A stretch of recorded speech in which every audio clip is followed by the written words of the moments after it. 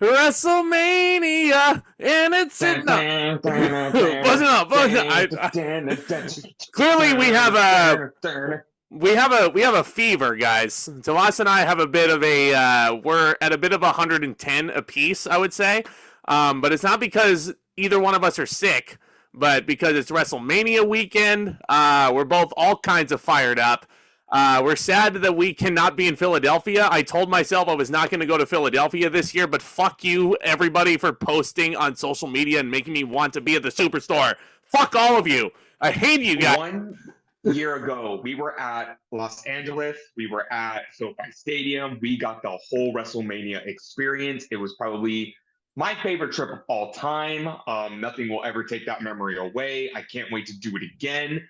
But here we are again. It's WrestleMania season, and we wanted to get in a little piece of the action before the big shows this weekend.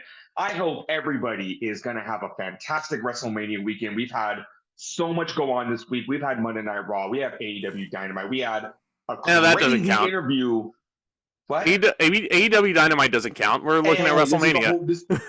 This is a celebration for professional wrestling. We had a crazy interview with CM Punk and Ariel Helwani on the MMA Hour. We had a great interview with Cody Rhodes on the MMA. The wrestlers are all over the place. There's tons of interviews. If you are in Philadelphia, please do yourself a favor. Go to everything. Go to WWE World. Go to WrestleCon. Go to every indie promotion that you can afford. Go to the big show. Have fun. This is like the most fun week in professional wrestling when it comes to fans. I cannot wait. And if you're not in Philadelphia, I hope you have the most comfortable couch, pick up your favorite beverage, your favorite snack, your favorite food, and enjoy the weekend. We got some sad news to report. I will not be able to watch WrestleMania Night 2 live. Zach will not be able to watch WrestleMania Night 1 live. So we're kind of breaking even here. We are very tight-lipped about this. I am turning off my phone on Sunday because I'm not going to be able to watch it till like 9:30 at night. And I took Monday off from work, so I'm staying up till like 2, 3 in the morning to watch that shit. Yeah. Blind completely like it's happening, as if it were happening. Keeping in mind, Tomas is not the type of person who fast forwards through all the WWE shop commercials either, so he's guaranteed to be staying up until at least 3 a.m. Yeah, why? I need a break to go to the bathroom. Okay? I gotta use that shit. Well, you could pause it. You could pause it. Yeah, it's fine. It's fine. I cannot interrupt the flow of the show. We're getting so off track here. Joking aside, weekend. We're going to talk about all things WrestleMania and what are we talking about today as it comes to WrestleMania. Yeah. I'll get to that in a second as I judge you for going on a tangent. But my joking aside, I am with Tomas. I hope everybody who's in Philadelphia has a great freaking time.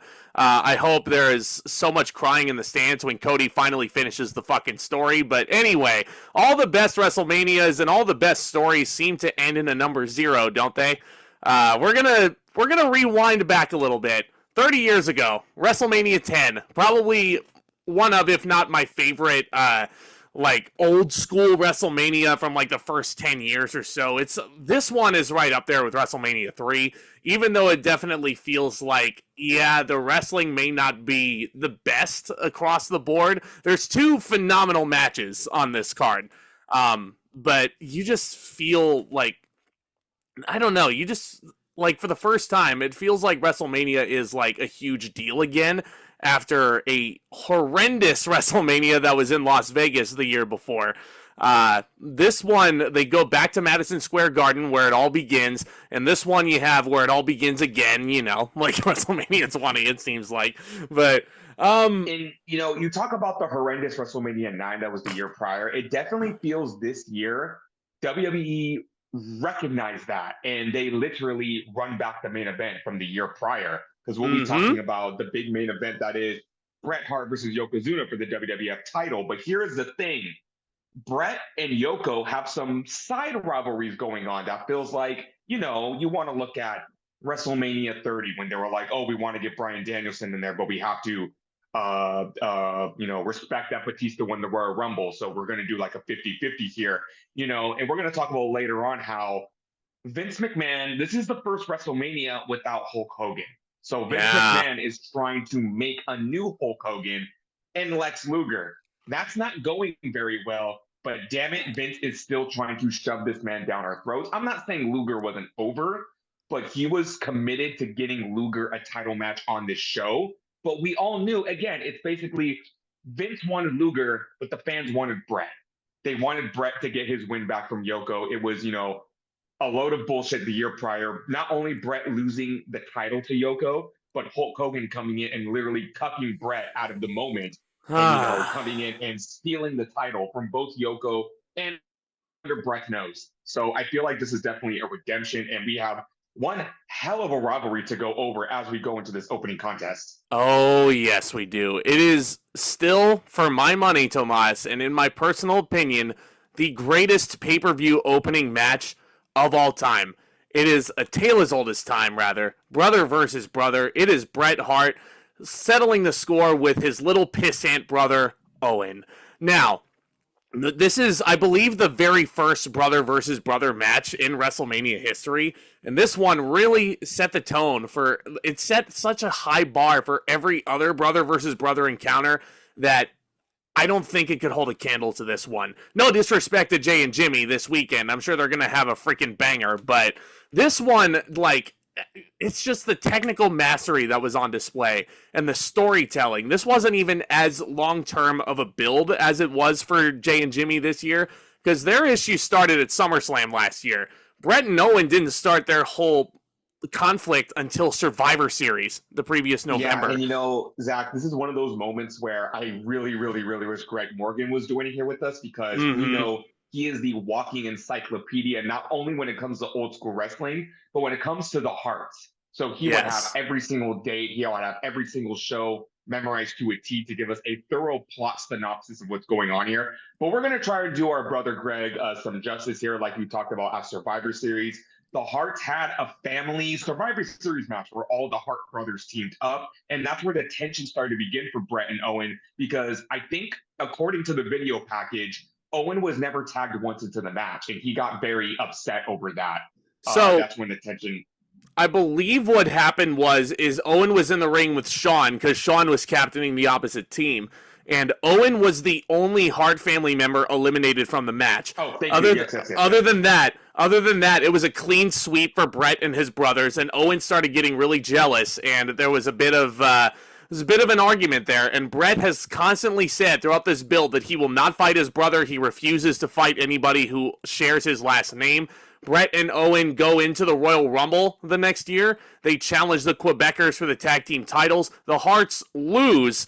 Bret has a kayfabe knee injury. Owen finally lets his frustrations get to him. He chop blocks Bret right in the back of the knee. No. He kicked his leg out of his leg. And same thing. It's a chop block. Leg out of his leg. I hear that so much when it comes to this rivalry. It's just a classic line that goes along with it. And, for all of the younger fans out there that, and this is even before our time, there was a time when there wasn't Monday Night Raw, Friday Night SmackDown, NXT, constant shows to constantly push a narrative like this. They only had so many opportunities to do this. So, you go back and you talk about Survivor Series, and then, you might have some Saturday Night's main events, some shotgun Saturdays, to build these feuds. But, they really relied on these big pay-per-views to push these narratives. And Survivor Series was a star. The Royal Rumble, I love the backstage vignette they captured with the Hart brothers, where Bret said, see, we're brothers, we fight. Nothing was really going to happen. We need to focus on winning the tag team titles. And I don't want to fight Owen. You think everything is great there. But like you said, Owen finally lets his frustration get the better of him. He takes out Bret, and the fight is on. And, Bret really refused to fight Owen until he did, basically, as the tale goes. So Bret has a very full plate on this show. Not only, you got him wondering what he's going through mentally. Not only is he challenging for the WWF Championship in the main event of WrestleMania, he's got to fight his own flesh and blood in the opening contest. Yeah, it's a full shift for Bret Hart, who is truly the MVP of WrestleMania 10 in my personal estimation, because him and Owen go in there, the Hitman and the Rocket, and they're brothers, so of course they're going to have phenomenal chemistry. They've probably been wrestling each other in the dungeon their whole lives, their whole childhoods. These guys get 25 minutes, and this is a technical... 20 minutes, it looks like, actually. 20... It wasn't 25? Oh, no, 20 right. minutes. 20 minutes, wow. 20 minutes, 21 seconds. I could have seen them go 45 minutes, honestly, because these guys put on a technical masterpiece here. The storytelling that was going on with Owen going back after Bret's leg. Bret had a huge bullseye on Owen's arm, and he was constantly doing submission holds on Owen's arm, constant hammer locks. Owen does lock in the sharpshooter. Bret locks in his own sharpshooter. It is just phenomenal. Like, just, you cannot praise these two guys and their chemistry enough. It's like, my play-by-play would not do this match justice. I suggest if you are like just a normal fan of pro wrestling, if you like technical wrestling, if you like technical masterclasses, this is the match to watch. This one, there are some excellent spots in this match. Like, I remember a rolling German suplex from Bret, which, you know, before that was cool. A chaos theory. The chaos theory. I think my favorite spot is after a little sequence by Bret and Owen. Owen just like cleanly just swings Bret into a spinning tombstone pile driver. And then, you know, he quickly goes up to the top rope, goes for a flying headbutt, misses the flying headbutt. It was just so smooth. Owen, these transitions these guys would pull were so smooth. Should be noted that Owen also landed on his knees connecting with this tombstone this time around. Yeah. Thankfully, Owen landed on his knees. Tombstone. No more sit-out tombstones after Austin cracked his neck. But, exactly to your point. Just such smooth and clean transitions. Like, Bret and Owen were unlike any others in the ring, in my personal opinion. Bret, it's safe to say Owen is probably the most underrated technical wrestler in the history of this entire sport. Never won the WWF Championship, did he? And he should have. Yeah. He should have. He is probably, you put him in a class with like Roddy Piper as two of, and, you know, I even think, you know, all respect to Piper, Owen is above that. Owen is probably the greatest wrestler to never win a world championship. And he should have. Yeah, Owen, in my opinion, was the better wrestler, with all due respect to both guys, and Piper was the character guy. You know, Piper was the guy you love to hate, and we'll get to him later. But Bret, for the love of God, Bret puts his brother over. There's a point where, you know, they're in the corner. Bret is going for like a little shimmy, like the little thing that they do where they put the legs over to counter. Owen's running at him. Owen catches him in a victory roll, and he steals the pin from his older brother, and Bret can't believe it. Jerry Lawler on commentary can't believe it. Vince McMahon is very impressed as the play-by-play guy, even though he doesn't necessarily like Owen in kayfabe and character. He doesn't really respect what Owen was doing in storyline. Had to hand it to him. Bret was the over babyface that everybody loved. Owen was the guy who needed to win more, and this solidified him in the main event scene. This is like the coming out party for the Rocket. He would go on to... And, you know, and on top of everything that you just said, this was an upset. Nobody expected huge Owen upset to go there in Bret. Mm-hmm. Nobody expected him to pull out a victory. And again, Bret going in with so much momentum, he has to challenge for the WWF Championship. Bret was almost untouchable. So the very thought of him getting pinned damn near cleanly, cleanly. He got pinned clean by Owen in this opening contest. It really, you know, and you want to use that as a predecessor for like what would be going into, you know, you look at future manias. Again, something about these 10s, 20s, 30s, they always like put the babyface in this crazy, like almost position where they can't win. You want to talk about 30. Yeah, Danielson gets the win over Triple H, but Triple H annihilates his shoulder going into the triple threat. We have a huge tag team match tomorrow that has huge implications for the main event on night 2. And, you know, I'm saying it now. I think The Rock is going to pin Cody Rhodes to give even more leverage, more adversity for Cody. So, again, it all started here with Owen pinning Bret. And really, kayfabe-wise, you got to think about what's the psyche of Bret going to be now. Not only did he fight Owen, which he said he would never do, he got pinned by him, and now he has to go into the main event and fight a guy that he lost to last year. So there's got to be a million things going on in Bret's head. But this was, I don't know how else to put it. This match is a masterpiece. But I will say, it's a masterpiece. I don't think it's perfect though, because why do you say that? I mean, I also have to remind myself that this is what, 94? Yep. And this is, you know, when you're so conditioned as a modern fan to be used to insane crowds, and I'm not saying this didn't, for the time, it was excellently wrestled. To me, if there was a little more time and a little more excitement and a little more like, what to say, drama, probably near to the end of it, probably some more near falls, I would give this 5 stars, but I'll give it 4.5 stars. It is an excellent match. Wow. And again, just my opinion. And that's a good 4.5, man. I'm just saying, I'm just some dude talking about wrestling. And I Fair enough. love this match so much. I mean, I just wanted there to be like, you know, a little more barbecue sauce on that fight, if that makes any sense. Fair enough. To make it a perfect 5-star match. This is 5 stars for me easily. It's the greatest opening match in pay-per-view history, as far as I'm concerned. I will agree with you. It is the greatest opener in Mania history. I cannot think of another match that comes close to this. Yeah, like I can't even think of another pay-per-view match that WWE ever had that tops this one. Like, no. In all honesty, it's the greatest opening match that the company has ever put out there. These two guys and their work rate and their timing and their chemistry, everything was just pitch perfect. These guys were very precise, didn't make a damn mistake, didn't see a damn mistake out of these two. Owen getting the win absolutely was the right call. I'm sure a lot of people were very surprised that Bret, as the over guy who was not getting his revenge against his brother, they didn't realize in the big picture that there was more meat to that bone. And those guys would go on to have a killer cage match later on that year for the championship at SummerSlam. So, yeah, there were... Hot take? Go ahead. Owen should have won the title. That's where Owen should have won the title. Yeah, if there was any time for Owen to win the championship, it was during this run as the Rocket, where he wins King of the Ring.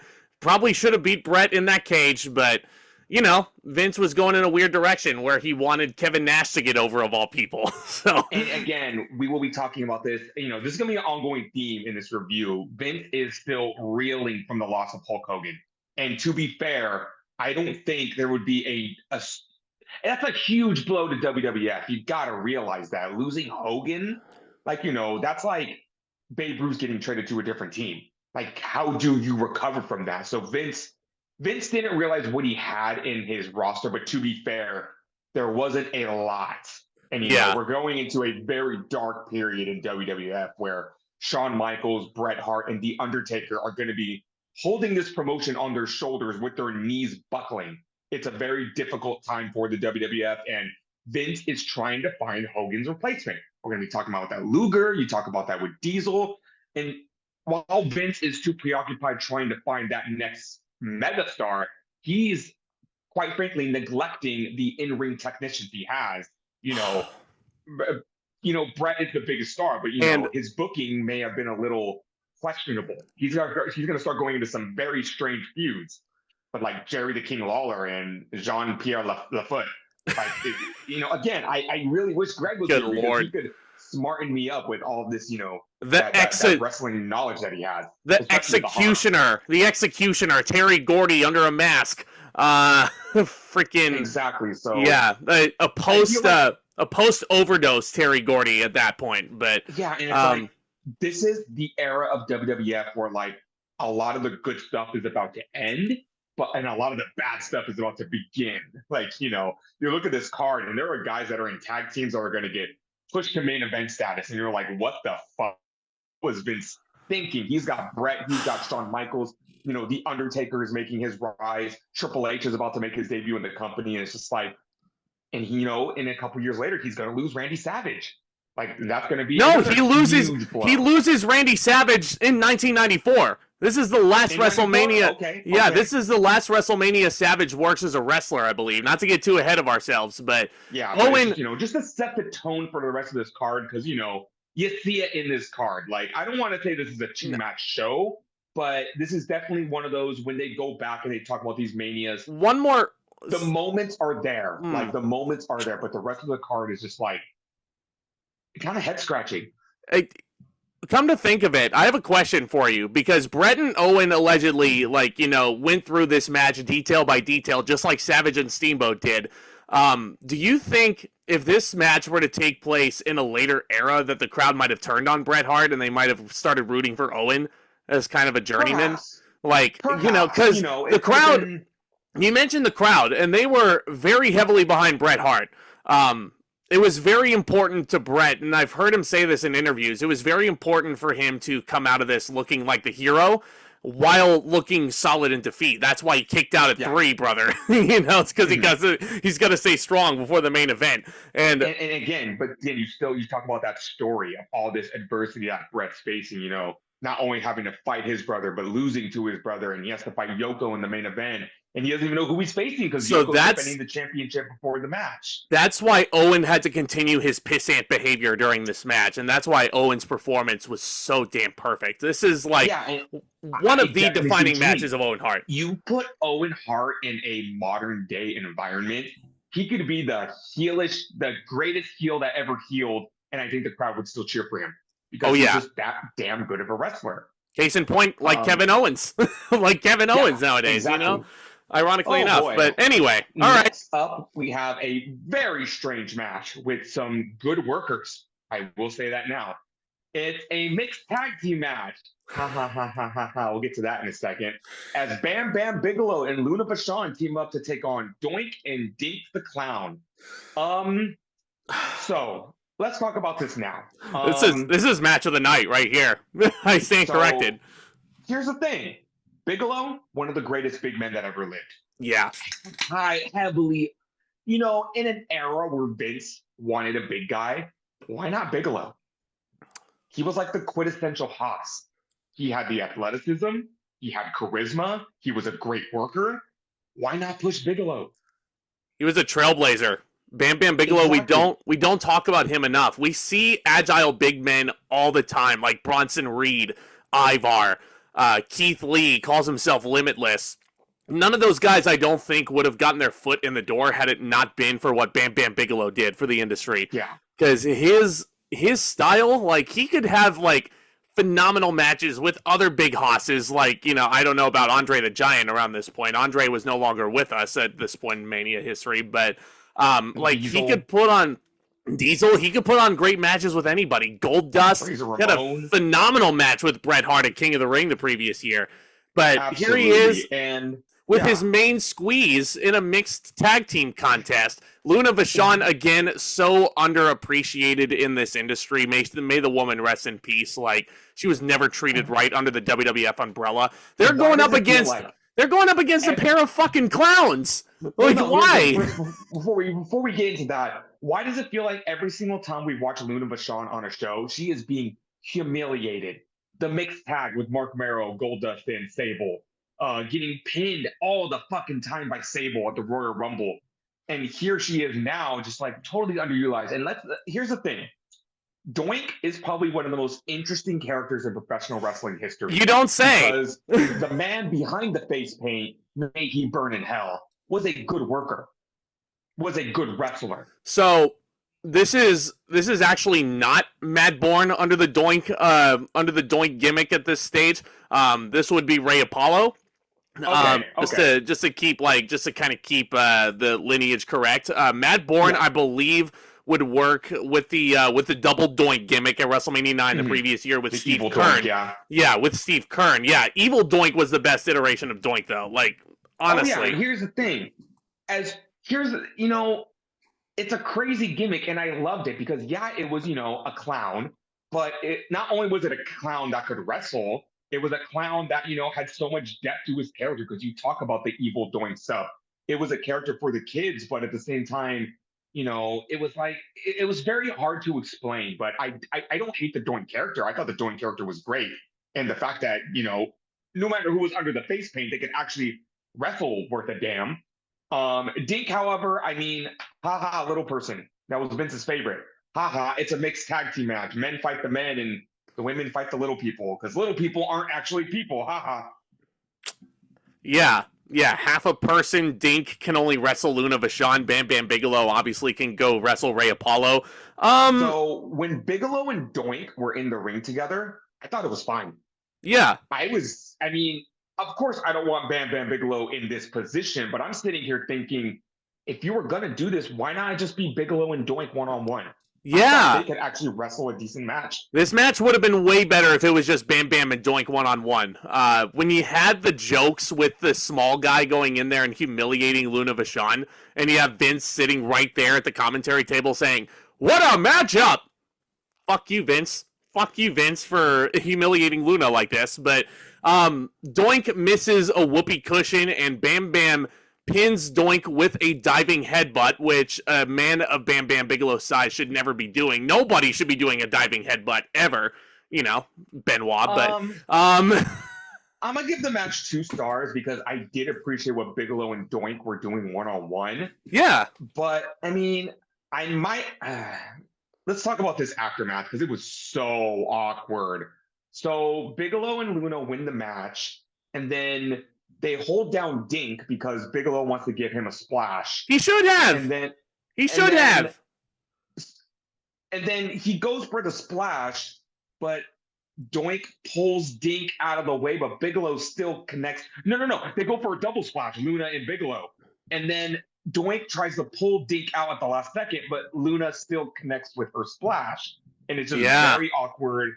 Bigelow's like trying to pull Dink back in the ring, and he's not. No, he doesn't even pull him. He just like kind of grips his vest, and like it kind of like they were saying, like, are we going to do that again? Or no, we're not. And Doink pulls Dink out. The commentators are just like, okay, I think even cover it up very well. They wanted to try to homage the King Kong Bundy versus the midgets like shtick from Mania 3, where I believe Bundy murdered all those little people. But well, if they wanted to do that, then Bigelow should just splash the hell out of Dink. Yeah, do a fucking do a cartwheel or something. Like, come on. I hate to reference this, but remember, like in 2007, when Mark Henry was World's Strongest Slammed Little Boogeyman, and you never saw him again? This should have been the fate of Dink. Bigelow should have hit that motherfucker with a top rope splash, and Dink should be dead. Yeah. You never should have saw him again after this. That would have been a Mania moment. It would have made Bigelow look like a fucking savage asshole. But exactly. And, you know, Vince and Lawler did not do a good job covering this up on commentary, because Vince goes, Doink pulls Dink out of the way, but Luna still splashed him. Oh, okay. That's it. So awkward, dude. At the end. It was so awkward. If there was an issue there, then yes, Bigelow should have grabbed Doink and said, we're doing that again. Never. Luna should have just sucker punched the fuck out of Doink again. And then top rope fucking splash, and Dink should be in hell right now. How do I star and a half? That aftermath was so bad. Yeah, how do I fucking rate this? Like, I want to give Bam Bam and Doink their props for at least like working well together, but at the same time, Doink's gimmick was that he was the circus. Like, he comes out there with the happy-go-lucky music, and you know the Doink character just wasn't as interesting as it was. His finisher is called. His finisher is the whoopee cushion. Doink's a guilty pleasure.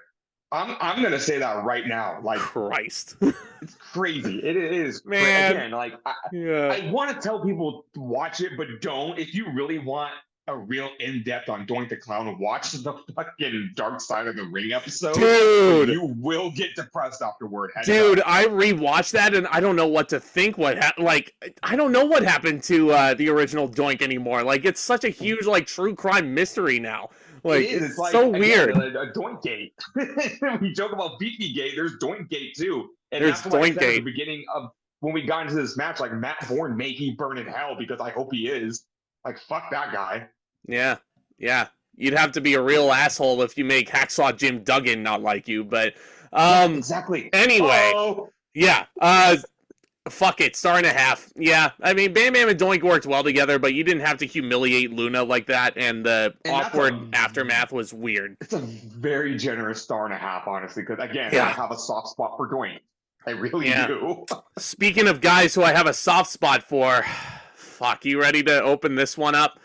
It is Macho Man Randy Savage going one-on-one with Crush, accompanied by Mr. Fuji, which makes me think that Crush was in some sort of alliance with Yokozuna at the time.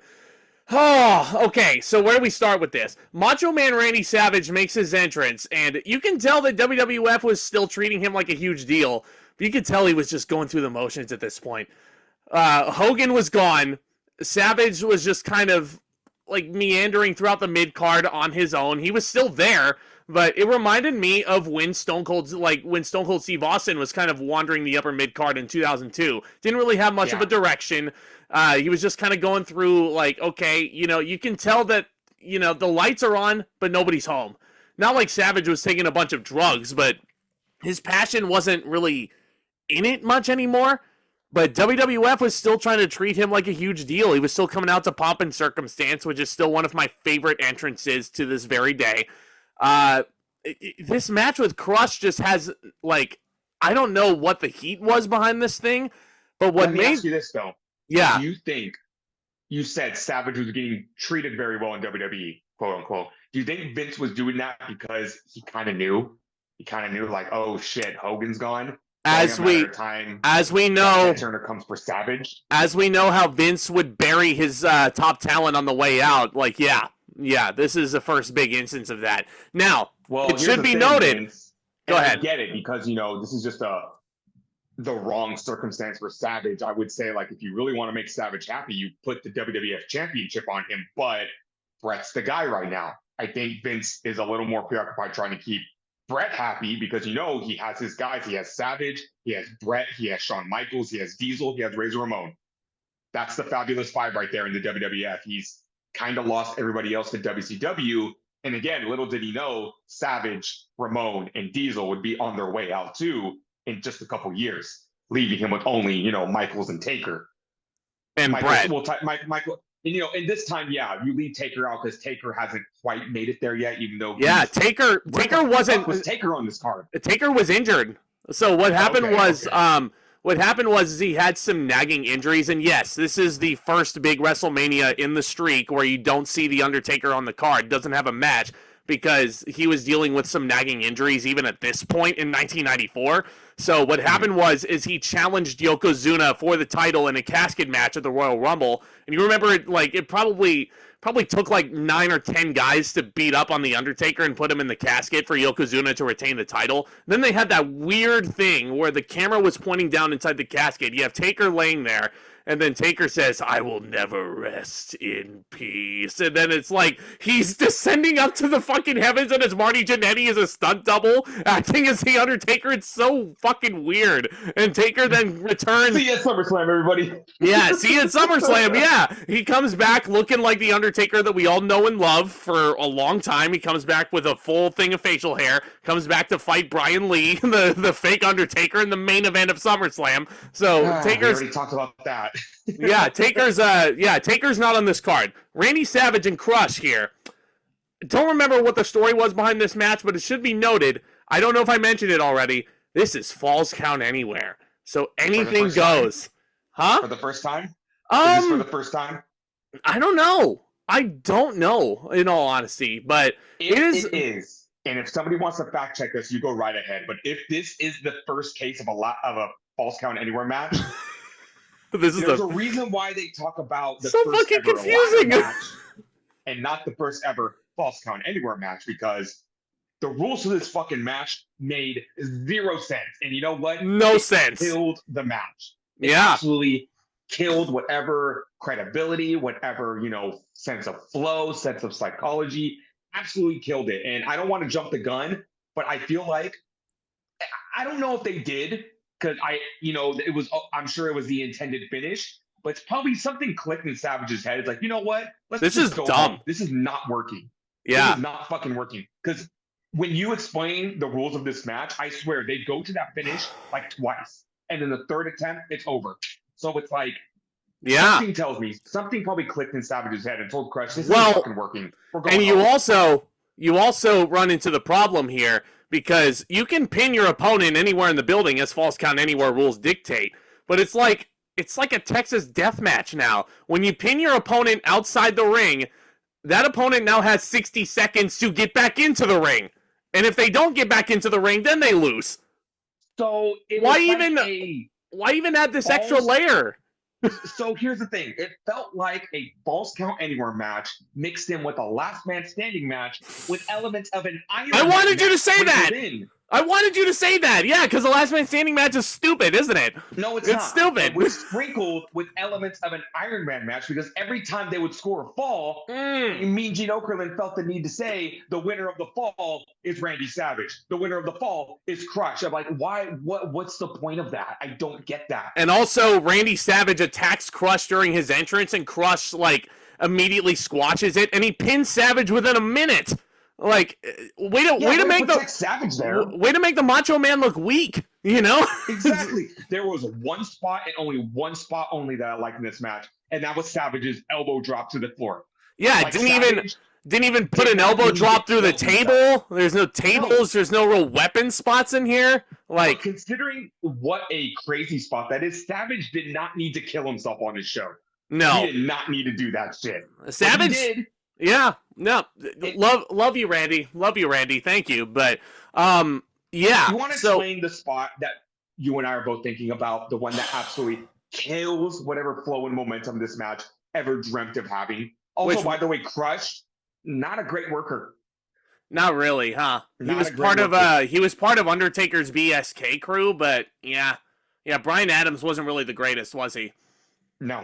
Yeah, all due respect, but God, I wish Brett was here. He would us right now. No, I have a question. What if Savage just hits a flying elbow on Crush in the ring and he pins him 1, 2, 3? Does the match just end? Or does the pin not count? Savage did, because Savage hits a move. Did he hit the elbow on Crush?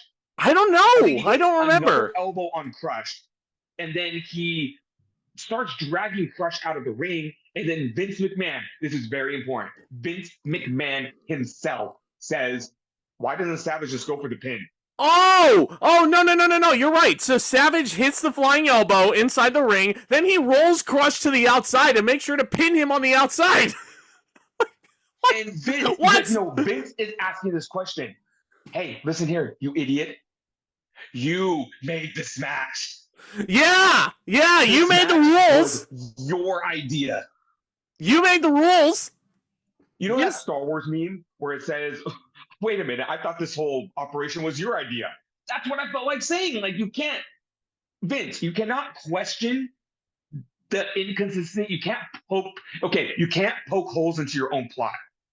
If you're the author of a book and you write plot holes, you cannot poke holes in those plots after the book has been released. Fuck this, man. Like, yeah, fuck this match. Let's go home. So these guys fight to the backstage area. Savage just hits him with a move backstage, and then he pins Crush, and then he thinks better of it, and he's like, oh yeah, let's go home. And then he Savage said that. That would have made a lot more entertaining. It would have been so funny. He grabs Crush by the legs, he ties him up by the legs, and he hog ties him backstage so the Crush cannot physically run back to the ring. And Savage is like, I'm a genius. So he hog ties Crush, you're right, and he tries He's upside down.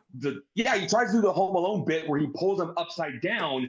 But then it just doesn't work, and Crush just like slumps to the floor, and it's like, well, his feet are tied up, so he can't get up anyway. But it kind of ruined the visual, because I thought that would have been a cool visual to see him hanging upside down, like literally no way, to get out. Like, people give me shit for liking this spot, but Batista and John Cena, Extreme Rules 2010, I love the duct tape spot because it makes fucking sense.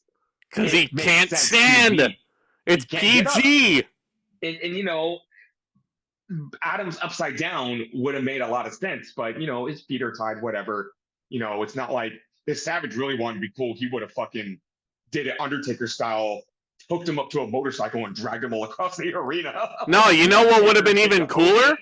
Is if they fight to the outside of the arena, and I realize there's not a body of water nearby, but Savage pins Crush out in the streets, and then he just chucks him into that body of water so the Crush cannot get back into the ring. And then, or I have a better idea. Not have this fucking stupid match. This match gets a star. Guys worked hard. It was just a dumb way to do a false count anywhere. Star and a half. Vince McMahon did not. Both guys. Vince did not know how to do a hardcore match at this point, clearly. He would finally fucking get it in like 4 years, but... Yeah. Here's the thing. If this is Vince's way of protecting Crush, no, it's not, because you pinned him twice. Yeah, you pinned Crush twice. He pinned Savage once, even though Savage won this contest. Like, no wonder Savage wanted to leave. But, yeah. Anyway, up next. Ladies and gentlemen, so tomorrow... we have this weekend, we have 2 Women's World Championship matches, both main event caliber, We have had women main eventing WrestleMania left and right. We have come such a long way. But let me tell you something, ladies and gentlemen. Back in the day of 1994, your women's championship match is an exhibition. Yep. That's all it is. The women's championship existed just for the sake of a women's championship. And this is the prime example of it. We have Alundra Blayze going one-on-one with Leilani Kai for the WWF Women's Championship. To my knowledge, there is no build to this match. There is absolutely no heat going into this match. And this is just Blayze is the champion. She needs an opponent. Obligations. I believe, correct me if I'm wrong, and you can fact check me on this, but I believe Leilani Kai was actually the champion when Wendy Richter won the title at WrestleMania 1. I want to say that. Yes, because they do refer to this on commentary that Leilani Kai was in the first WrestleMania, but it's like an afterthought. The match starts and Vince goes, "Oh, I think Leilani Kai was involved in the first WrestleMania." It's kind of like, you think? Oh, yeah. You think? Fun fact, everybody. Vince said that. Vince thinks. So he doesn't even remember his own booking. Like exactly. So this was okay. This match is only 3 minutes, so I'm going to talk about something a little more cheerful. I love Alundra Blayze. She is, pun intended, a trailblazer. Without Alundra Blayze, you know, she paved the way for so many women that we see today. And if it wasn't for her being such, you know, a trailblazer, for putting women's wrestling on the map, for being the original workhorse, in my opinion, not only defending the championship in WWE, but, you know, she was all over the world, just wrestling in so many different countries.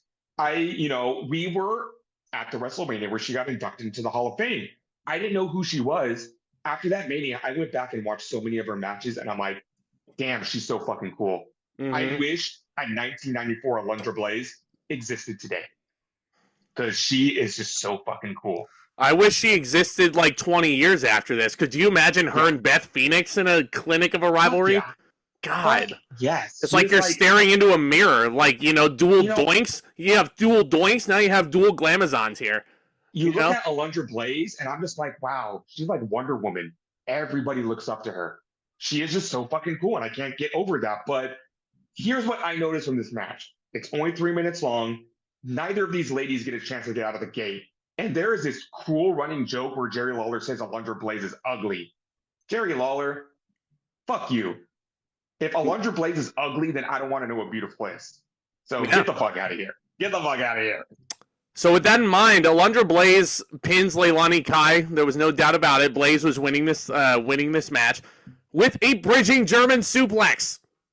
So a pretty impressive bridging German suplex on my ass. Was that her finisher? If this was an exhibition to show off how cool Alundra Blayze is and to get her over, wouldn't you want her to decisively beat this woman with her finishing maneuver and not just a routine suplex? Vince McMahon didn't give a fuck about women's wrestling. He didn't. 1 star. He probably felt obligated to put the women's championship on this card. 1 star. It's not their fault. Here's the thing. Yeah, it's not their fault. But here's the thing. Despite women's wrestling being in such a primitive place that it was here, I still think Alundra Blayze in that era of women's wrestling, it was a fuck ton better than what we got like 2000, 2001, 2002, 2003. Because at least they recognized Alundra Blayze as an athlete and they respected her as women's champion. It's not like they put her out there in a bikini and made her like twerk or something like that. But, you know, it's a shame because I watch Alundra Blayze and I'm like, I want to see her wrestle 15-minute matches. She is the one who famously leaves WWE, goes to WCW, still as champion, changes her name to Medusa, and trashes the WWF Women's Championship on live television. That is what everybody knows Alundra Blayze for. And even though her WCW run didn't fare that much better because WCW never had a women's championship, kind of makes you wonder why she went over there to begin with. But she is, you know, the one. And I'll never forget her Hall of Fame induction speech where they brought out the trash can and they re-gifted her the original women's championship. That was fucking awesome. Cool. It was so fucking awesome, man. Funny story. I remember at Fan Access for that WrestleMania, Paul Heyman was scheduled to be there. And we were looking through the program. We were looking through like who's going to be there. And we go, hey, wasn't Heyman supposed to be there? And I think a fan said, oh, yeah, he was, but he got pulled at the last second. He got pulled at the last second to go to the Hall of Fame ceremony because Alundra Blayze wanted him to be there so she could call herself the first ever Paul Heyman girl. And Heyman didn't know. Heyman had no idea Blayze specifically requested he be at the Hall of Fame ceremony.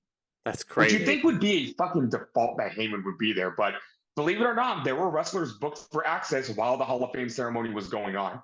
Yeah. You would think they would want all the wrestlers to be there. Like, attendance should be mandatory. Yeah. Congratulations to Paul Heyman for headlining this year's Hall of Fame class in Philadelphia. It's a very fitting place to put him in. But, yeah, the crowd wasn't really that into it. 1 star. But you might notice, you might start noticing a pattern on this show, ladies and gentlemen. Aside from your opening contest and the ladder match later on, which are both instant classics, the rest of the wrestling is not great, but it's not like the worst matches you've ever seen in your life. No. I think the real strength of WrestleMania 10 is like the flow of the show and like how certain matches fit into the grand scheme of things, into the bigger picture. You know what I mean? Yeah. And the booking of the show. But this is not an example of that. For the World Tag Team Championships, you have the Quebecers defending their titles against Men on a Mission. Mo and Mabel. Mabel, who you might remember as Viscera, as Big Daddy 5, you know, like Nelson Fraser had been with the company for freaking ages. And I remember watching this show like for the first time on VHS because obviously I wasn't born in 1994. Couldn't watch this live, but I was a baby. Yeah, we got to the anyway. We got to the tag team. Wait, hold on. Was this in March? This was in March. I wasn't even born yet. I was like 5 or 6 months away. There you go. 6 months away from. I was in my mother's stomach. Anyhow, crazy. He's putting a visual in your guys' head. So anyway, I watched this on. Me in the womb watching WrestleMania 10. That's me in the womb. When I grow up, I want to be in the Judgment Day. I said that day one I was born. One day I'm gonna be in the Judgment Day. Clearly, this is going off the rails as usual. Named Mo. No, Mo. Mabel makes his entrance as part of Men on a Mission, and I'm watching this on VHS, and I was like, why is Viscera just wearing a bunch of purple? Why is he in purple overalls? And then I realized, okay, Viscera has been with this company for a while. Because it's the 90s. This crowd, 90s hip-hop. This crowd is so into Men on a Mission. Like, it's a freaking party. They are over. They are pretty over. They're the definition of a 90s hip-hop. You know, you talk about the overalls and the funky hairstyles and, you know, stuff like that. But it's just like, that's all they have. The most over babyface tag team in the promotion right now. And you would think, because the Quebecers seem to be on a bit of a cold streak here going in, seeing as how you don't even see their fucking entrance. You know, like the Quebecers, your world tag team champions, get a jobber entrance because Vince McMahon feels like it's more important to watch Shawn Michaels get cucked by Burt Reynolds. Let that sink in. We talked about that, didn't we? Yeah, let's talk about it now while we're at it. So this is the point where Vince McMahon thought getting celebrities involved in WrestleMania was like the big thing and the cool thing to do instead of actually getting his wrestlers over. So Shawn Michaels is talking with Rhonda Shear, who I had to look up what she was famous for because I didn't even really know. Didn't really see her in any movies, you know, any of these movies back here. But one person I absolutely did recognize is Turd Ferguson himself, Burt Reynolds. He comes in, Rhonda Shear is fawning over him, and Burt Reynolds looks at Shawn Michaels like he's a nobody. And, that's your interview segment. And Todd Pettengill is over there, and he's just kind of starstruck by Turd Ferguson. And we cut back, and the Quebecers are already in the ring. You're tag team champions. You would think, all of that considered, how over men on a Mission are. This would have been a no-brainer, foregone conclusion. Why didn't they win the titles? Put the titles on Men on a Mission. Why not? Think that would be the case. I don't really remember this match.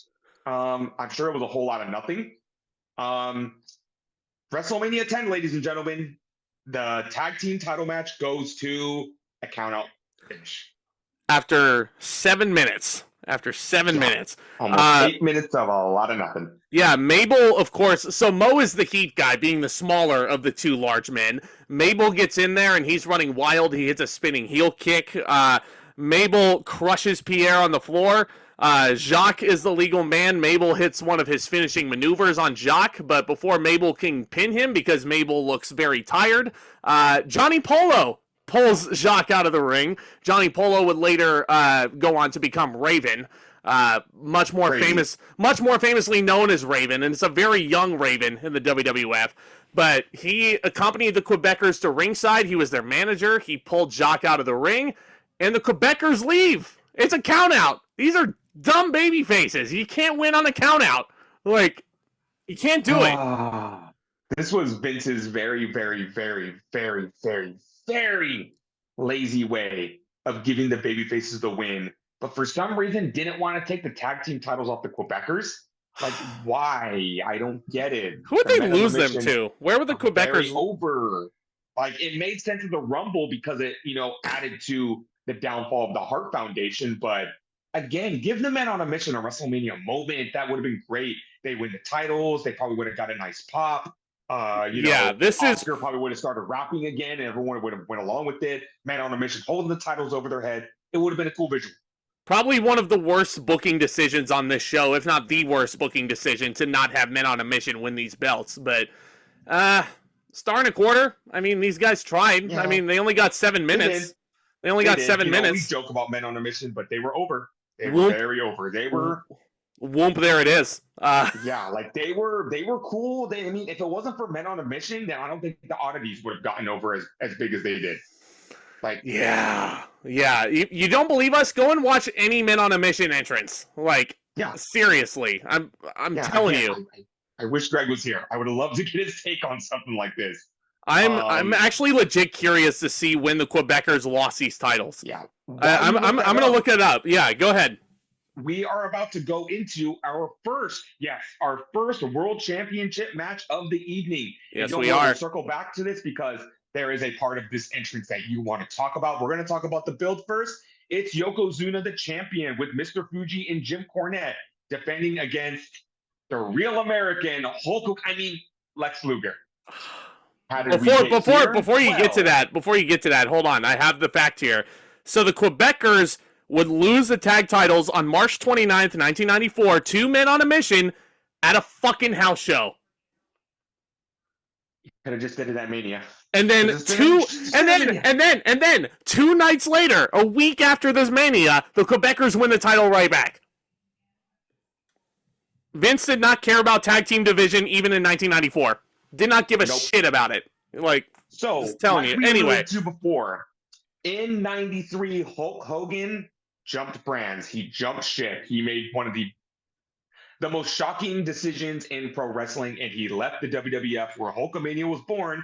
And, a lot of people say that he sold out. He went where the money was. Ted Turner offered him such a bigger contract. This was before contracts. This was before, deals were made on a handshake. Ted Turner said, Hogan, you come to my promotion, I'll give you a lot more than what Vince is paying you. Hogan said, of course, brother. I'm there for the money, brother. He left the WWE. A lot of people felt betrayed by Hogan leaving WWE, but he left such a big, big, big mold to fill. Again, Vince lost his Babe Ruth. Vince lost his Michael Jordan. You sure did. Vince felt the need to fill this mold. So what did he do? He got another big, beefy guy with almost none of the charisma that Hulk Hogan had. Say what you want about Hogan, but I think Hogan could run circles around Luger. And he thought, you know what? I'm just going to slap the red, white, and blue on him. I'm going to give him the theme song. I'm going to have him enter on a helicopter onto a military ship to get him super over with the crowd. And it wasn't working. Again, Luger was over. Lex has a bus. He has a bus which he takes on tour around the country to campaign to become the WWF champion. Thankfully, the bus does not catch on fire anytime Lex is touring. But you talk about the iconic shot of Hulk Hogan, jogging, and then all of the Hulkamaniacs are behind him, running with him. I feel like they were trying to replicate that with Luger in the Lex Express. But this all culminated with SummerSlam, first of all, where Lex Luger defeated Oh, Yokozuna God. by countout, and Luger celebrated as if he won the championship. All the wrestlers came out and put Luger on their shoulders. No belt! No belt! No title. Just a hollow victory. Luger was sitting on their shoulders all confused, and that's one of my favorite fucking pictures in wrestling history of Luger just looking out at the crowd, and he looks confused like, hey, where's my fucking belt? I won. Now, was this the year Luger won the Rumble? It was the year that Luger and Bret tied, and they eliminated each other. Yes, and that's why you get two title matches. That's why you get two title matches. You know why I got this confused with? I got this confused with Michaels and Bulldog. But Michaels and Bulldog was when Michaels only one of his feet touched the floor. Yes. And Michaels came back in the ring and eliminated Bulldog. But yeah, correct. After the Royal Rumble, both Luger and Bret won the Royal Rumble. This is Vince's way around. The fans want Bret, but I want Luger, so I'm going to try and give them both what they want. So this is why Yoko is defending the championship twice in one night. This is the first match. It's Yoko versus Luger for the championship. And, I mean... Wasn't very good, was it? It's all right.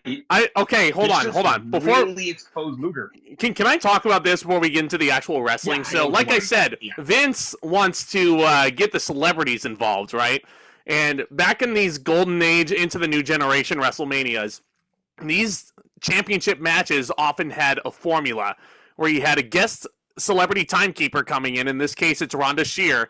And a guest ring announcer, a celebrity ring announcer. For this match, it was Donnie Wahlberg, older brother of Mark Wahlberg, of course, and one of the members of one of my mom's favorite bands of all time, New Kids on the Block. All boy band fans unite over here. But yeah, they're not very new anymore now, are they? No. What's so new about the New Kids on the Block? But anyway, you didn't even have to introduce Donnie Wahlberg, and you could just tell by the way he talks that he's in a boy band. Yokozuna's making his entrance, and he announces him, Yokozuna!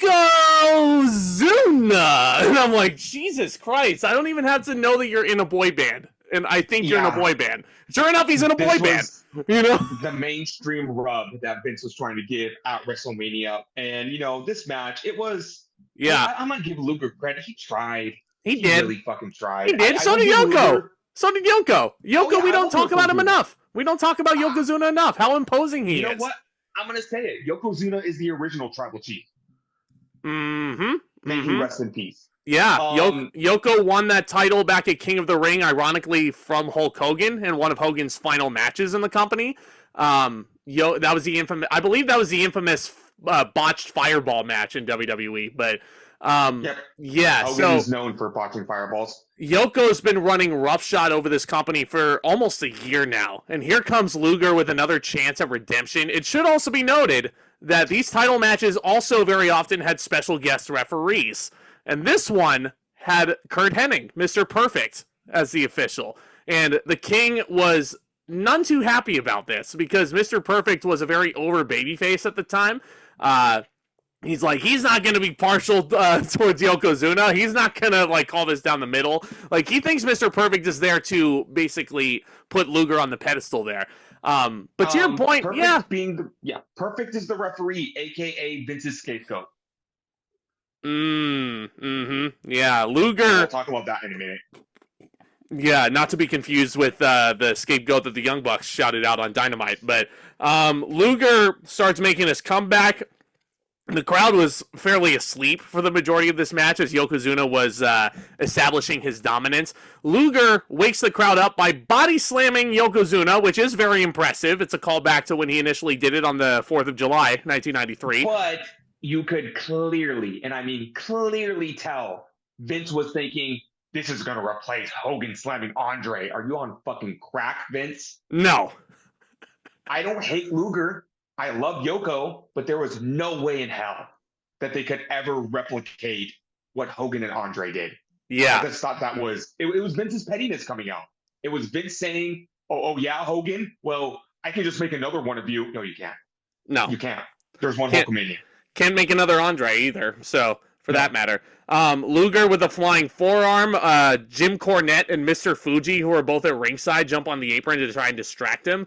Mr. Perfect is basically occupied with both managers at ringside. Luger is pinning Yokozuna, and Mr. Perfect doesn't count. Doesn't count the pinfall. I want to point this out real quick. I think Luger is one of the smarter baby faces because he sees Fuji and Cornette on the ring apron, and instead of just letting them get distracted, while Yoko probably throws the powder in the face or something right there. Thank you. Luger immediately deals with the threat, throws both Cornette and Fuji in the ring, and takes care of them. But again, Perfect has an agenda because Luger goes to pin Yoko, and Mr. Perfect's just not doing it. He's not counting. So Luger goes, hey, I'm covering him. And Mr. Perfect is just like, Cornette's there. Fuji's there. And Luger gets up into Perfect's face. He shoves him and says, I'm covering Yoko. Do something about this. Perfect rings the bell. Luger is disqualified. It's a Vince McMahon special in a WWE Championship match at WrestleMania, ladies and gentlemen. Okay. Allow me to play devil's advocate just a tiny bit. Vince didn't want Luger to get pinned. That is so pathetic and lazy. But again, Vince is trying to make a new Hogan. And if Luger did get pinned here, there would be no coming back from him. No, the crowd. No coming back from him. The crowd immediately starts chanting bullshit at this. Like they want. To Luger's credit, I mean, Luger is kind of over with these people, and the crowd was fired up for Luger a little. They were wanting to see a definitive finish. They wanted to see Bret and Luger in the main event, but that wasn't to be. And Mr. Perfect disqualifies Luger, turns heel in the process, and I believe Luger and Perfect would then go on to feud throughout the summer, if my memory serves me right. I don't know if they had a pay-per-view match, but yeah, this one, far from over. That issue was far from over, but this match wasn't horrible. Wasn't a horrible match, I didn't think. Give it 2.5 stars. Yeah. They tried. I'll go all right. 2.25. Yokozuna probably could have, thrown more effort in, but you could kind of tell, all due respect, that he was kind of taking it easy in this match because he probably knew he had to work twice, so he wasn't going to throw all of his weight into it, no pun intended. 568-pound sumo wrestler who's not Japanese, but anyway. So they go to the back, and two things happen. Number one, Perfect is getting interviewed. They're asking him, well, why did you do that? Why did you disqualify Luger? And he says, for 2 reasons. Number one, he basically says, number one, you can't throw managers in the ring. Since when? Perfect's just making up rules now. And number two, you can't put your hands on an official. That is an automatic disqualification. Luger gets in Perfect's face. They go at it for a little bit. That is obviously a feud coming up down the line. Jim Cornette also gets interviewed about, how do you feel about, what happened out there all that? And Jim Cornette only has one thing to say. Who has the belt? Who has the belt? Yoko still has the belt. That's all that matters. Yep. Good heel manager. Good heel manager. Cornette's promo after the match was great, and Yoko's facial expressions as the camera's zooming into his eyes. It's just that's the look of intimidation, man. I'm telling you, he's the original tribal chief. Acknowledge him. Yep, there you go. Absolutely. Okay, so up next we have it's an interesting little segue here because after the kerfuffle in the title match, Howard Finkel is in the ring, and he's just, kind of this is usually around the point where they would announce the attendance if they were in a stadium. But in comes Harvey Whippleman to interrupt Howard Finkel. They get into a bit of an argument. Whippleman's client, Adam Bomb, runs down to the ring. What a great fucking ring name that is. Adam Bomb. He's wearing a singlet. He's got freaking explosions out the wazoo in red. Yeah. Get it? His first name is Adam and his last name is Bomb. So, yeah, there we go. That's great. So, Adam Bomb gets up in the Fink's face. Out comes Earthquake to even the odds. Earthquake is apparently wrestling Adam Bomb, and he catches Adam Bomb off guard. Yeah, how many times have I said Adam Bomb just in this past minute? That's a fun name. So Earthquake, the bell rings. Earthquake hits a power slam, hits a belly-to-belly suplex, jumps around the ring, does the Earthquake thing, hits the Earthquake splash, and in 32 seconds, Earthquake pins Adam Bomb. That's... I don't know what else you want me to report on that. I don't know what else you want me to tell you. Adam Bomb was a jobber. He was a jobber. He was a glorified jobber, and Earthquake was on his way out of the WWF too. He was kind of floundering. This was the definition of, we have 2 matches back to back that are huge. This is your palate cleanser. Nowadays, this would be a backstage segment for WWE. Let's not waste either of the guys' time. They would have just probably went to an ad break. They would have did a backstage interview. This was probably a wink to King Kong Bundy's 23-second victory in this building at WrestleMania 1. That's probably what it was. And Earthquake, should be noted, doesn't have his big heel monster run anymore. Doesn't have his tag team partner in Typhoon anymore. The Natural Disasters have all but split up. I think the Shockmaster was a thing around this point. So yeah, I think Typhoon was gone. Earthquake was on his way out too. So you want to talk about a guy who deserves better in the company? John Tenta, absolutely. I can. Well, we've reached that point. It's the other match that WrestleMania 10 is probably most famous for, Tomas. It's a real trailblazer. You want to talk about trailblazers?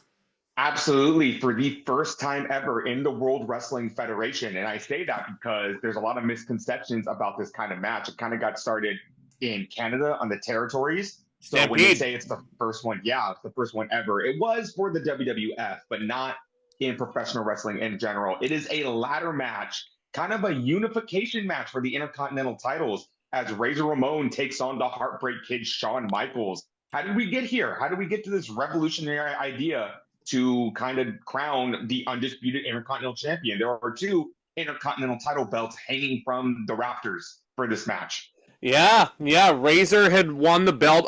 Again, this is where I kind of wish I had Greg with me to kind of say in my ear, nope, this is what happened. That's what happened right there. Shawn, I guess, had taken some time off. He was the champion through the spring of '93. Razor had won the title while Shawn was on the shelf.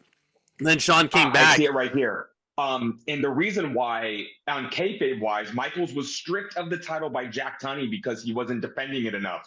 There have been reports the real reason became the title is because Michaels refused to drop the title. Razor Ramon won the title after winning a battle royal and defeating Rick Martel, the other finalist in the match.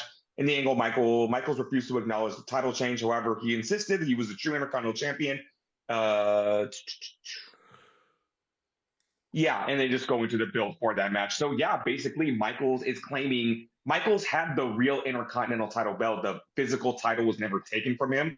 They had another title that Razor Ramon held for, until Shawn Michaels got back here. It's kind of a precursor to what CM Punk and John Cena did in 2011 with their dual WWE titles. Yeah. So it's determining an undisputed Intercontinental Champion here. Shawn is, of course, accompanied to the ring by the 7-foot Diesel, Kevin Nash. Scott Hall as Razor is freaking this crowd freaking loves a bit of him. And this was... could do it all, Scott Hall. He could be a good babyface. He could be a good heel. And I remember always looking back on this match as a kid and not realizing what the roles were. And, we're not jumping the gun here because we know who wins this match. I was always upset that Shawn Michaels didn't win the title in this match. But Razor Ramon was the very over babyface here. And it's a very interesting picture when you look at it. You have Michaels and Diesel and Scott Hall. And, Hall and Nash are really good friends in real life. They would defect from the WWF in a couple of years to jump ship to WCW. That is history in the making there. But to see them all here in the same match is pretty cool. Where do you even begin with this one? Honestly, this is revolutionary. Yeah, it was a match that I feel like was way ahead of its time. It's a match that really opened the fans' eyes to how great not just a ladder match can be, but pro wrestling in general. Because Shawn and Razor went in there and they didn't a lot of modern ladder matches nowadays, especially if it's multiple people involved, which makes me very worried for the tag team title match this weekend. A lot of it has to be very convoluted setups. A lot of it has to be we got to get our spots in. We got to make the crowd ooh and ah, Shawn and Razor went in there and they made the crowd ooh and ah by how amazing this story was. Don't get me wrong. There's some incredible iconic images that are created in this, like Shawn jumping off the ladder in that high cross body, which it will live in immortality. That's why WrestleMania is known as the showcase of the immortals. That's a big reason why. We'll be going through that soon enough, but again, this was the beginning, this was revolutionary for the ladder match. And, we will go on to have some other classic ladder matches. The first one that pops up to mind was in 1999, or was it 98? Rock and Triple H at SummerSlam. 98, yeah, SummerSlam 98 for the Intercontinental title as well. And it kind of evolved, and I feel like the Dudley Boys, Edge and Christian, and the Hardy Boys took it to the next level with TLC at WrestleMania 2000, which is probably the most iconic match of that show. And it just really evolved into what we see today with Money in the Bank ladder matches, with multiple man ladder matches. I'm really glad you brought up the tag team title match that we're getting tomorrow night. Yes. And how we went from Shawn Michaels and Razor Ramon to 6 teams in a ladder match. I don't know how they're going to do it. I don't know how they're going to do it, man. The most interesting thing about this match, and it was something I was paying attention to, I was watching it, there is one ladder and one ladder only. They have one ladder to do all their spots. And, the ladder is used for 2 things when they pick it up and, hit each other with it. And by hit each other, I mean, they hit each other in the gut. They'll hit each other when they're down, and climbing it. They didn't do a lot with the ladder. It was more about a technical aspect of how these two can still out-wrestle each other and retrieve the championship. The ladder was not really used as a weapon. And, before we go on even more, they would have a rematch at SummerSlam where the rules were even more strict, and they weren't allowed to use the ladder at all as a weapon. So the fact that Ramon and Michaels were able to work around the stipulation the way they did just really shows, again, Shawn Michaels is the greatest of all time. Oh, yeah. And Razor is up there for sure. Certainly one of the most underrated big men out there. It's crazy to call Razor underrated just because of how over he felt. But Razor never won a world title, believe it or not. He challenged for world titles in WWF and WCW many times, but he never won it. But that brings me to another thing that I really enjoyed about this. Diesel was at ringside, and the heels, they were smart. Very early on, Diesel decks Razor with a clothesline, and it's not like the referee was ejecting him or else he was going to disqualify Shawn Michaels, because he can't do that in a ladder match. But this referee was very ethical, and he wanted a fair fight, one-on-one, and he ejects the big guy out of Madison Square Garden, and the majority of it is Shawn versus Razor one-on-one. And that's exactly how it should have been, to determine an undisputed workhorse champion. So, I loved it. Excellent story that these two guys tell. And like I alluded to before, they got very creative with the match, not only with only one ladder, but the fact that the ladder wasn't a huge factor in it. Like, yeah, it was a factor here and there. It was used, again, just to hit them in the gut. They weren't throwing it at each other. They weren't throwing it over the top rope. They weren't doing corkscrew to topes over the top rope with ladders in hand. They weren't building giant structures with the ladder just to go crashing through them. This was a wrestling match with a ladder. Yeah, that's exactly what it was. And they sold the pain and the physicality of the ladder match as well. I mean, there's high spots in here, but again, exactly to your point, it's a wrestling match with a ladder. Razor tries a Razor's Edge on the outside. Shawn counters it, and Razor goes crashing to an exposed concrete floor, which did not look comfortable at all.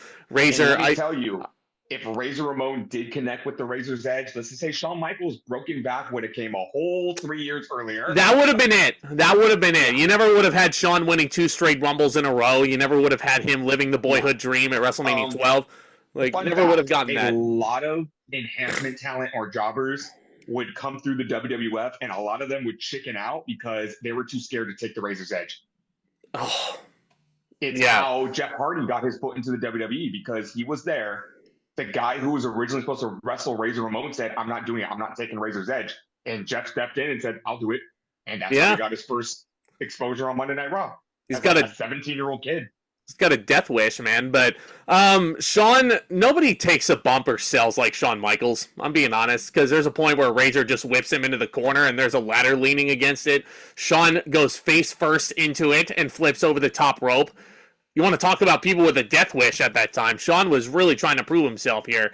And he did it in a sense where he didn't seriously injure himself either. He sold the brutality of it, but again, it's like he's superhuman. Shawn is one of the greatest of all time, in my opinion. He's Tomas's favorite of all time, but Shawn is certainly up there with the greatest of them.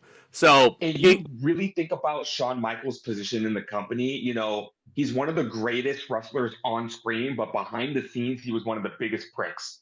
But Vince McMahon knew, considering what WCW was doing, he couldn't afford to lose him. If he lost Shawn Michaels, that would have been one of the nails in the coffin.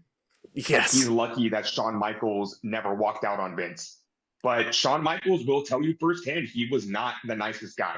No. He was, very much alcoholic. He was very much popping the pills. He was very much getting into trouble. But he knew he was bulletproof. He knew he could go up to Vince and tell him to go fuck himself, and Vince wouldn't fire him because Vince needed him. Let's just say that Shawn had not found religion at this point in his life. Let's just leave it at that. So Shawn, you get that amazing visual where Shawn leaps off the ladder, and boy, I'll never forget the first time I watched that back on tape, and I was just so in awe of this man and the risks that he was willing to take. Even though he loses this match, it's arguable that he will come out of it looking like the bigger star. It's so iconic to the point that you see that visual of, and the fact that the spot was so simple, like Shawn Michaels stops Razor Ramon from retrieving the titles. Oh no, other way around, Ramon stops Michaels. Michaels takes down Razor Ramon, and then he just simply climbs up the ladder. The commentators, I think, sold it very well. Like, whoa, what's he doing? Like, they've literally never seen somebody jump off a ladder before. The title's like 10 yards away from you. And, Michaels didn't, go to the tippy top of the ladder. He went to, the second to last rung of it and just performed a simple splash. And that image, the image of him coming down would be used in so many video packages and so many highlight reels and so many signatures. It's engraved in every single wrestling fan's mind for the rest of their lives. It was literally the first time we saw someone jump off a ladder. And now we got guys like Ricochet doing triple moonsault into 3 tables set up. And it's like, you have Jeff Hardy doing all those crazy swanton bombs off ladders that he always did. None of those spots would have happened without this one. Let's just leave it at that. The finish is basically Razor is wedged under a ladder, which is not a smart move. Shawn had hit him with the sweet chin music. He starts climbing. Razor is directly underneath, so he watches Shawn climb. He's pushing up on it like it's a bench press. Shawn takes a tumble. Shawn's feet end up caught in the ropes. Razor climbs as Shawn is trying to untie himself, if you will. I love Jerry Lawler on commentary. Ref, help him get out. He's basically begging the ref to let Michaels out of the ropes. And you know what? Shawn Michaels sold this spot beautifully because, it's been a running joke in wrestling for years and years how wrestlers have to sell climbing a ladder or trying to stop someone from climbing a ladder. It should be so easy, but they just take their sweet time doing it. But Michaels gets his foot caught in there. He cannot get himself out of there. Those ring ropes are thick cables. So the fact that they're just that has genuinely happened to wrestlers in matches where they will just hit the ropes and they'll get tied up in the ropes and the ref has to stop the match. I remember vividly Stone Cold leaning on the ropes and then tumbling over and getting tied up in the ropes by the torso, and he's like, "Help! Get me out of here!" Or WrestleMania 25, the Big Show gets caught in the ropes and he looks at the ref and he goes, "Ref, get me the hell out of here!" It's such a good spot. Not only that, when Michaels finally frees himself of the foot, his arm gets caught up in the rope. So it's just oh my God, could anything else happen to this man? And I think it was a beautiful sell that Michaels literally could not stop Ramon from retrieving the titles. And when he finally did get free, he was just a few seconds too late. So again, it keeps Shawn looking strong in defeat. It was like a race to the finish line, photo finish. Razor is the undisputed IC champion. How can you not give this match 5 stars? I'm just sitting here, honestly. The stuff they were able to do in 1994, it might look tame compared to some of these other ladder matches, but nothing short of incredible and remarkable what those 2 men did in there. And Razor, let's not say, some people might argue that Shawn was the MVP of this match. Razor won. He was no slouch either. Razor sold everything so well, and the story that he was telling is again, it's tough to tell a story where the smaller guy is the pissant heel, and he's going up against a big hoss like Scott Hall. But they pulled off a great story, you know? They really, really did. And you want to talk about iconic visuals, that visual of Ramon setting back up the ladder, climbing up it, and holding out those 2 Intercontinental titles it's a sight to behold. He's about to fall off the ladder. He's stumbling over, Yeah, it's such a good match. And, one of these days, I want to compile a 100 matches you need to watch before you die, or 100 matches you are obligated to watch as a wrestling fan. And this one's on them. Mm-hmm. If you're a fan of ladder matches, you owe it to yourself to go back and watch what Shawn Michaels and Razor Ramon did in 1994. It remains, to this day, one of the most iconic matches in professional wrestling history, and it always will be. So Shawn and Razor will, if nothing else, they can hang their hats on the fact that they were pioneering such an iconic stipulation here. But with that in mind, it felt like the main event, but it's not the main event. We have a rematch from WrestleMania 9. Bret Hart is challenging Yokozuna for the WWF title. Again, you have your special guest ring announcer. You have your special guest timekeeper here. Your timekeeper, I gotta look it up. Jenny Garth of Beverly Hills 90210. Again, yeah. And then your ring announcer, of course, is Turd Ferguson, Burt Reynolds.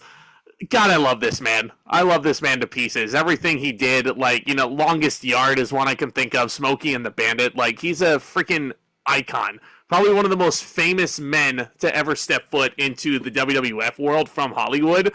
And he's here ring announcing, and he brings out your special guest referee for this thing. Jerry Lawler is begging for Owen Hart. He wants Owen Hart because, oh man, what a story that would be. Could you imagine? What a story that would be if Owen would try to screw over his brother again. And it would have been fun, but what we got here I think was perfectly fitting, because seeing as how this is the 10th anniversary of WrestleMania, seeing as how they're in Madison Square Garden, what better way to bring back Roddy Piper? What better way to do it? And this crowd, as soon as the bagpipes hit, they came unglued. And Jerry Lawler, it's interesting that Jerry Lawler was like, oh no, not this guy, not this guy, because these two, Piper and Lawler, would main event King of the Ring that summer. That would be Piper's comeback match. That, I don't know, man. Off topic, but isn't it strange how Lawler was dressed to compete just when he was doing commentary? Because I saw him at the beginning of the show. I'm like, oh, does Lawler have a match on this show? Nope. It's weird. He's ready to wrestle. Can I talk about Burt Reynolds real quick one more time? Because he's doing this announcing. He brings Yokozuna out, and then Bret's music hits. And then he's like, and for my money, he's the greatest professional wrestler in the history of the world today. And I'm like, good on you, Burt. Good on you to be unbiased there. Good on you to tell the fans who you're picking. I just thought it was funny, because you never hear... unless Ricochet is in the match, you never hear Samantha Irvin being a biased ring announcer.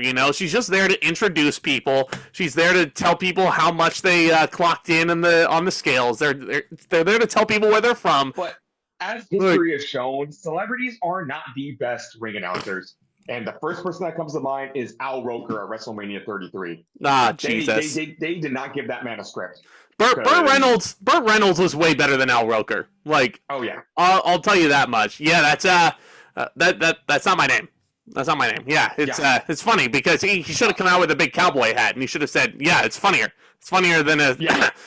It's funny because it's bigger than a regular hat. And you know what? We poke fun at celebrities in pro wrestling all the time, and even today they're more relevant than ever. You go back to the first WrestleMania, and you know what? This may be a hot take, and it probably won't be. I feel like a lot of people agree. WrestleMania may not have exploded the way it did if it wasn't for Cyndi Lauper. It wouldn't have exploded the way it did if it wasn't for Mr. T. It wouldn't have exploded the way it did for who was? Oh my God, I'm so dumb for not remembering. Who did Andre choke? Oh, Bob Uecker. Bob Uecker. Yeah, Bob Uecker. Uecker. Mania wouldn't be without Bob Uecker. And then you look at nowadays with Logan Paul and Bad Bunny and all these other celebrities that are making their way into the WWE world. I think celebrities do have their part in WrestleMania. Snoop Dogg last year even.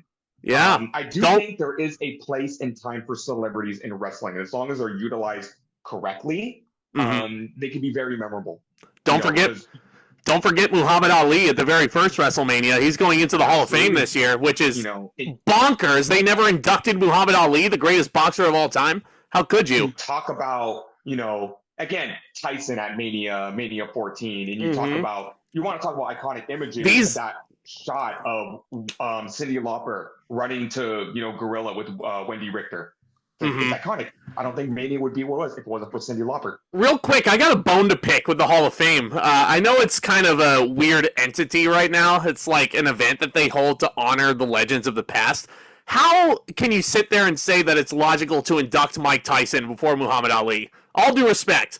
Like, how can you induct Mike Tyson before the greatest boxer of all time? Mike Tyson is a badass. Mike Tyson is probably the modern version of Muhammad Ali. Yes, he's better than Floyd Mayweather. Fight me on that. But no, Muhammad Ali is always going to be the greatest boxer of all time. Yeah. And you do not... You do not put Mike Tyson into any Hall of Fame before Muhammad Ali. Like, it's crazy. But that's anyway. The crazy thing about the Hall of Fame nowadays. I feel like WWE, they don't induct these people and then they die. And they're like, oh, well, let's put them in now. It's like, well, you had all this time. You had all these opportunities to put them in while they were alive. Randy Savage. That was... And, a lot of these guys that still aren't in, you talk about Bigelow. Like, well, Bigelow's not around anymore to receive the honor. So it just seems a little shady that you're waiting for some of these guys to die to put them in the Hall of Fame. Bigelow should have gone in this year, but beside the point. This main event, Yokozuna and Bret Hart. I mean, Bret was out of this world in this match, man.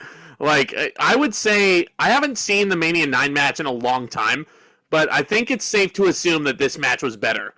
100%. Also because you had the added element of Roddy Piper trying to keep Jim Cornette and Mr. Fuji at bay. And even he's not afraid to get in Yokozuna's face and argue with him either. Like, well, again, you talk about, you want to talk about parallels. We are going into another repeat WrestleMania event this year with Cody Rhodes and Roman Reigns. And I expect Cody Rhodes to have the same fire that Bret Hart had in this match because, both in kayfabe and shoot-wise, you look back at Mania 9, and they really did Bret dirty. They not only did they beat him for the title, they had Hulk Hogan come out and steal his thunder just to put the title back on Hogan. And, it was wrong. Bret was very wrong to Mania 9, so he was probably wrestling this match with a chip on his shoulders to be like, last year never should have happened. Never should have happened. Now is my opportunity to take the title back and to take his rightful place back on the top of the mountain. It was interesting to see Bret adapt to working an opponent like Yokozuna, who, you look at Yokozuna and you can't obviously put the sharpshooter on this man. So you gotta find your ways to adapt around that. And I think Bret's offense was very interesting.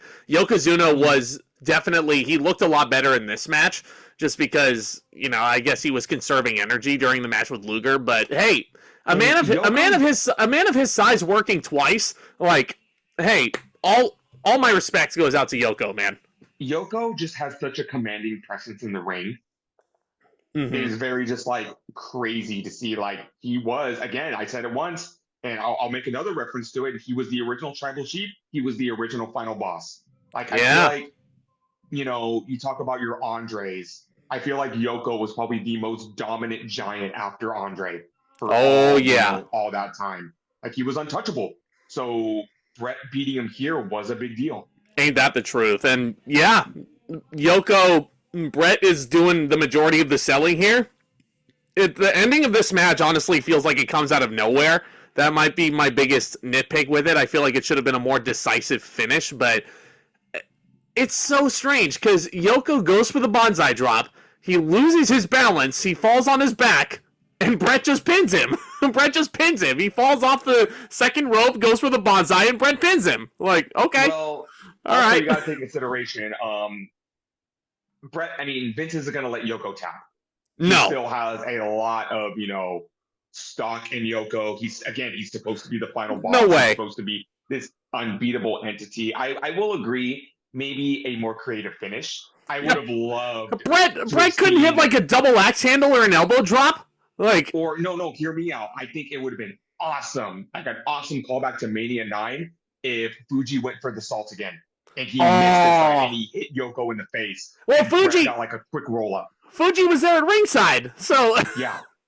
It could have been amazing because you know what's going to happen on Sunday, right? We're going to get Solo Sikoa spiking Cody Rhodes. We're going to get the spear. It's going to be frame by frame the exact same finish, but this time Cody's going to kick out. Yeah. So, why not harping back to why not? A little wink to the audience, like we know that finish was bullshit last year. Better yet, then again, Blayze isn't the type to do that. Bold prediction, though. Bold prediction. I think the spike spot is going to happen. I know I'm getting ahead of myself because the prediction stream is tomorrow, but I think the spike will happen, the same spot will occur, and Cody kicks out at 1. Cody's not going to get fooled by that twice. So, okay. I want Cody to kick out at 1 out of that spot because bold prediction. Okay, I respect that. So I respect that. Anyway, I would have, a more creative finish would have been, maybe Yoko missing the Bonsai drop and, Bret doing a crucifix pin would have been very impressive. There were ways around that. And I know the roll-up spot isn't my favorite, but considering who's in this match, again, Yoko's not going to tap out. Bret slamming Yoko is totally out of the question. I think. How do you know that? Yeah. How do you know that? That would have been awesome. That would have been awesome. I think it would have made Yoko look like a bitch, though, because he already got slammed by Luger earlier in the night.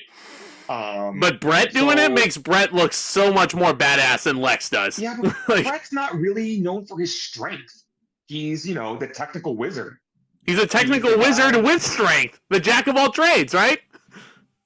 Yeah, I would Greg to agree with me on this. But yeah, maybe a little more of a creative finish, but Bret gets the win. Bret gets the huge moment. All of the wrestlers, it's kind of like SummerSlam, but it makes sense this time. All of the wrestlers that, look up to Bret, they know he's the locker room leader, and he finally, achieved his dream. He got 1, 2, 3 kid, Tatanka, Ramon comes back out, Bob Holly comes out, Macho Savage comes out. Savage and Razor put Bret on their shoulders, and this is the guy that's going to lead the charge into the new generation, if you will. It's a good visual. I thought it was a solid enough main event. I don't want to say, how long did this match get? Like, it can't have gotten... Minutes. Yeah, for a Mania main event to get 10 minutes, I don't know about that, man. You got to take a lot of things into consideration, too. Number one, Bret did wrestle a 20-minute barn burner at the beginning of the show. Yoko, 2 matches earlier, went almost 15 minutes with Luger. Like, I get it. Like, they may have, they accomplished a lot with this Mania, but, 2 guys pulling double duty, It's tough. It's tough. I get it. Rough. It's very rough. I get it, but if Mania was 2 nights back in 1994 like it is now, like, it probably would have been a lot better match. But regardless... But I do appreciate the impact that this had, especially for Bret. Like, he went in there, had a 20-minute classic with Owen, lost, came back a few hours later, and beat Yoko for the WWF title. I do think, regardless of the match quality, this is one of the most iconic finishes to a Mania, just for Bret alone. This show might as well have been called Bret Mania, featuring Razor Ramon and Shawn Michaels. Yeah, you don't say. Bret featuring Razor, Shawn, and Owen. And Yokozuna. Yokozuna can be thrown in there too, because Yokozuna is the big villain that everybody's got to conquer. So there's a little bit of a supporting cast there. Yeah, I'm gonna give this main event. This was better than the Luger match, which we gave like 2.5, right? Yeah, I mean, I'm comfortable giving it a 3. Yeah, I'm fine giving it a 3. I mean, I'm giving it a 3. It should have gone longer. Like, for a Mania main event, it should have felt a lot more epic, and the finish should have been not Yokozuna tripping and losing his balance like he's the Demon King in 2021. Like, it should have been something completely different. But yeah, Bret winning at the end, that solidified the new generation. And Owen does make his way out during the celebration, and he stares a hole through Bret, and he's like, I beat you, brother. I beat you. It's a perfect segue into their SummerSlam match. And should have been first in line. He didn't even need to win a tournament. Like, he should have just gotten that title shot at King of the Ring. But Bret, I'm sure Bret wanted to, too. I'm sure he would have had no issue passing the torch, passing the title to Owen. Yeah. But again, Vince had other plans in mind. He was still trying to make his next Hogan. And his next point of business is to turn Diesel on Shawn Michaels, turn Diesel face, and give him a WWE title shot run. Christ. WWE title run. And what does that lead into? The following year, 95, the King Mabel versus Diesel for the WWF title, which was fucking atrocious. I thought you were going to say the worst Mania of all time, Mania 11. Well, Mania 11 is pretty ass. Yeah, it is pretty ass. Yeah, I agree. I would 100% agree with that. But I give this Mania a 7 out of 10. It's iconic. It has really good matches on here. The undercard is very underwhelming, though. It's not horrible. It's not puke-inducing. Just, Bigelow and Luna versus the Clowns. Savage versus Crush. Alundra, Blayze, and Leilani Kai getting 3 minutes. There's not a lot to write home about with this undercard. You know what? You're right. But I'm going to go ahead and give it a 7.5 because it's not like these undercard matches were god-awful matches. These people were definitely putting the effort in. It's not like you had a minus 5-star match on this card. And I cannot look at the work that they were doing and the overall story of the show and the structure of the show, and I can't call it a bad show either. And might I mention, there are 2 5-star matches on this show, which you rarely see like 1 5-star match on any given show. So the fact that this show had 2, that's very telling for me. It's an iconic Mania for a reason, and then you look at this Mania, it really is the blueprint for every 10-year anniversary. You fast forward to Mania 20, the unlikely underdog Chris Benoit winning the triple threat match. You fast forward to Mania 30, Bryan Danielson wrestling twice in one night. And, the miracle on Bourbon Street happening there. And here we are, Mania 40, Cody Rhodes going to wrestle both nights. And he's got a huge mountain to climb. He's got a team with Seth Rollins and take on The Rock and Roman Reigns. And then I expect every card in the deck to be stacked against him when he goes into night 2 against Roman Reigns there. So it's going to be, and if you think about it that way too, this may harken back to Mania 10 as well, with Roman Reigns pulling double duty. Yoko pulling double duty. So Seth, here is the bloodline. Seth is pulling double duty. Everybody except for the final boss is pulling double duty. So I can't wait for this weekend. It's gonna be a lot of fun. I've got some great plans in the docs to check this out. Can't watch it live on night 1, but night 2 there's gonna be some fireworks. That's for sure. Yeah. I can't wait. Let me use this as an opportunity now. Probably will bring it up during the Mania review. I feel like after WrestleMania, it's a brand new season of professional wrestling. So we're gonna get past all this Roman Reigns and Cody stuff. It's gonna be a brand new palette. So with that being said, if there are some new ideas you guys want us to do, please throw them our way. I feel like it's a good way to possibly refresh our format. We're always open to suggestions. We're always open to new ideas, and as it comes to that, I know these guys are going to do a prediction video, but yes, I couldn't help but think about this statement throughout the entire week. See you guys on the other side. It's going to be crazy. Yeah, no, it's going to be a lot of fun. Jacob will be joining me tomorrow, 10 a.m. Pacific Standard Time for the prediction stream. There's going to be a review, obviously, just like this with me and Tomas, talking about all the happenings over the weekend. It's going to be big, nice, compact, maybe not compact, because we're probably going to go a bit, because there's fucking 14 matches or something to get through. But yeah, it's going to be a good time, I think. If you're new, hit that subscribe button, hit that thumbs up as well. Happy WrestleMania season, everybody. I hope everybody has the best time possible. If you're there live, have the greatest time imaginable. Tomas and I have been to 2 at this point. And I want to go back for a 3rd one. Nothing like it. If it's your first WrestleMania, cherish every moment. So that's all I got. Yeah. Go crazy. Go nuts. All right. Take care, guys.